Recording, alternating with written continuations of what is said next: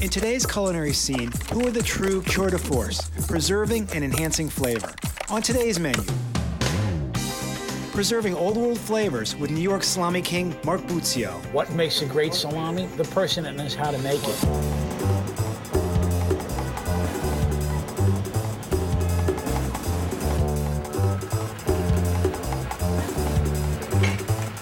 Come on, guys.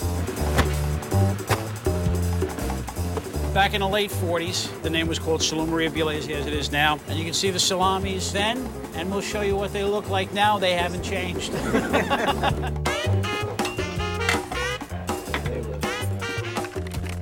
Imagine the world without pepperoni, prosciutto, or salami. Unfortunately, the flavorful practice of charcuterie, preserving meat by salting, aging, or smoking, has become a dying art as industrial sausage makers turn to faster ways to process their products. But there's still a handful of devoted artisanal charcutiers carrying on this rich tradition. Mark Buzio's New York delicatessen, Salumeria Biellese, has been providing old world Italian-style products to top chefs around the country since 1925. Like wine or cheese, select cuts pick up airborne cultures and develop bold, slow-ripened flavors. Business started in 1925 with Aloisi and Georgia. My father came in. Since, I think, 1944. Sergio, you came on board, what, about 1952? Sweeping floors and delivering to restaurants. That's my dad, Ugo. His father was my mentor, actually. And after my father died, I think he took over as a father. The neighborhood was predominantly French. French and Italian, yeah. I mean, that's basically how the original business started, no? Making sandwiches for the neighborhood. Yeah. Bonjour, joyeuse. You see what we brought out from retirement? Nadine is all upset because France lost in the World Cup. Against Italy. Que dommage. It was wonderful to see you. Thank you. À la prochaine. Arrivederci.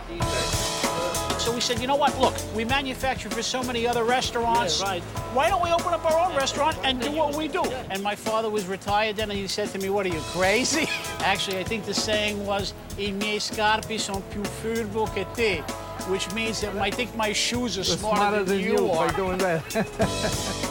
We take a lot of what we do in the salumeria and showcase it here in the restaurant. You know, get a lot of chefs to come in, and we do tastings in here. Oh. Danielle Ballou still buys from us, yeah. Great Kunz, Thomas Keller. About tavern. We still have Tavern on the Green. Well, I remember my father used to bring me in here on Saturdays so I could get to see what he looked like, because the way you guys were working back then. That's what I did with my son, too. Yeah. What are you growing over there? How are you? You look like a terrorista. What do you want to do? He doesn't know. He doesn't know. I mean, I remember growing up, being downstairs, working with them, and that's why I've been helping you out all summer and just trying to get to know the legacy. Yeah, it is a legacy. It really is when you think about it. Sergio, put an apron on. Oh, you're not going to get away that easy. This is like bringing back the pro out of retirement. You look like you're ready to sell ice cream. I got a big head. What makes a great salami? You start with good choice cut of Boston butt from these Berkshires that we're using, and you grind it. Since you're doing it hands-on, if you decide it's too fat, you add more lean to it. If you see that it's too lean, you add a little bit more fat. Here's going to be white wine. And you salt it, put it in a lug, the spices, and you cover it. You let it rest for about 30 days. Then after about 30 days, we take them out. It's taken the salt really well. We let it get to room temperature. We put it inside the stuffer. We stuff them into the casings. This being hand-tied, it's such a delicate job because these aren't plastic casings. As you can see, they're all natural intestines. Today, plastic is much easier. A lot faster, a lot cheaper. Yeah.